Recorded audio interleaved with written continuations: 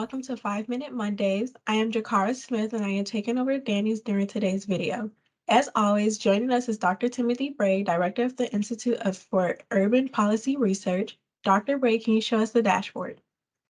Yes, ma'am. So what you see right before you is our current state of COVID in North Texas. I want to point out that in North Texas, we see our active cases are up 11% from last week. Deaths are up a little over double from last week. But again, that's from a very low base, so 15 to 30. But our new cases are down by 10%. Now, this is a very, very early indicator, so it's certainly not something we want to read and say maybe this wave has passed us, but it could mean that we're moderating a bit. And that would be because people are taking precautions and people are following good hygiene, good social guidelines. Do you think that later on we might go into a lockdown because of this?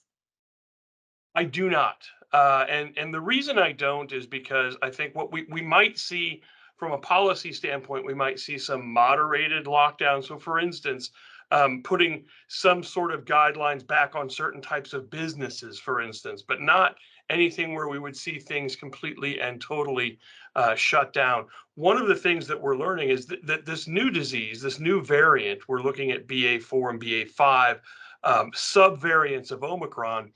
They're highly contagious, but very, very unlikely to produce serious illness. So think of a head cold virus, if you will. Now, for some people in our population, they are highly susceptible, and catching this disease could be could really be a game changer for them. But for them, we have vaccines, we have masking, we have a variety of precautions they can take. For instance, we know that you're close to you're over 90% protected if you wear an N95 or a KN95 mask. Those masks do a really good job. If everybody masks, you're closer to 100.